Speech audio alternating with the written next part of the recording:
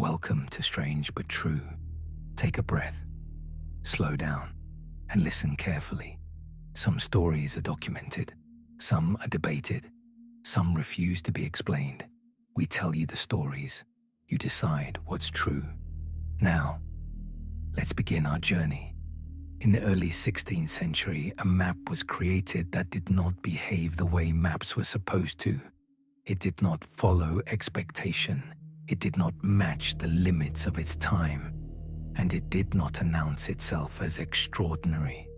Only a fragment survives.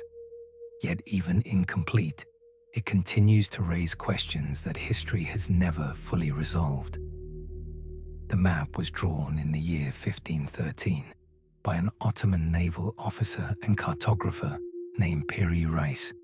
At the time, the world was still being charted through direct observation, second-hand reports, and inherited knowledge.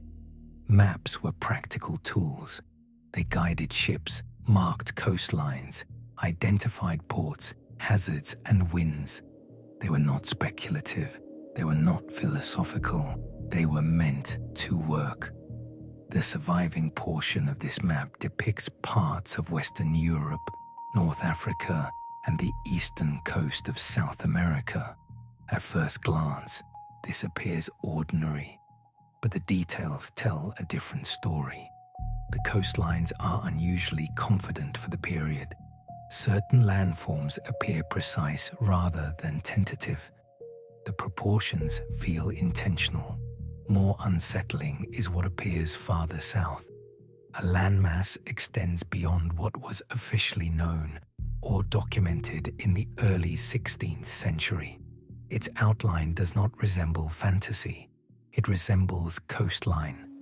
Some researchers have suggested this landmass corresponds to Antarctica, depicted without ice. Others argue it represents a distorted extension of South America. There is no consensus. What keeps the debate alive is not modern interpretation, but the map's own annotations.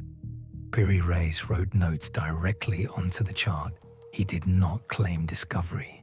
He described sources, multiple sources, ancient maps, Portuguese charts, Arabic records, and at least one map attributed to Christopher Columbus. This matters because the map was not presented as original knowledge. It was presented as a compilation, an assembly of information gathered from many places across different times. Some of these sources were already old when Piri Reis encountered them. He noted that certain charts had been copied and recopied, adjusted, corrected, refined. This implies a chain of transmission, knowledge passed from generation to generation, map to map, hand to hand. If that chain existed, then what we see is not the beginning of the story. It is the end, a final version assembled from sources that no longer survive. This raises a quiet but difficult question. If accurate geographic knowledge existed earlier than expected, who gathered it? Mapping coastlines requires more than imagination. It requires repeated observation, measurement, time, and sustained travel. It requires societies capable of preserving information across generations. The map does not explain this. It does not speculate. It simply preserves the result. Maps from this era typically follow a recognizable style. They emphasize coastlines and navigation routes. They ignore interior land. They prioritize practicality. The Piri Reis map follows this tradition, but it also exceeds it. Its southern detail serves no obvious navigational purpose for a Mediterranean sailor. Its confidence feels misplaced for a world still discovering its own shape. And yet, the map does not hesitate. At some point after its creation, it vanished. It was not widely copied. It did not influence European cartography. It disappeared quietly. Centuries passed.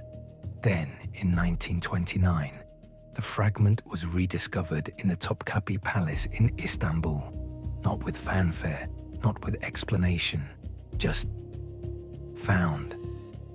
Since then, the map has been studied, debated, and re-examined. Some believe it preserves fragments of ancient geographic knowledge. Others argue it is impressive, but ultimately explainable. No definitive conclusion has been reached. What remains is a map that refuses to sit comfortably in history. It does not prove anything. It does not demand belief. It simply exists. A fragment of accumulated knowledge, a record of sources we no longer possess, a reminder that progress is not always linear. The Piri Reis map does not rewrite history, but it suggests something quieter, that the past may have known more than it passed on, and that when knowledge disappears, it does not always leave silence behind. Sometimes it leaves a map. History has a way of hiding the truth.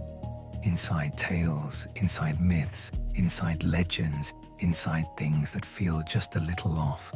If this story held your attention, subscribe to Strange But True and turn on notifications so you don't miss what comes next. Because sometimes what sounds unbelievable is exactly where the truth hides.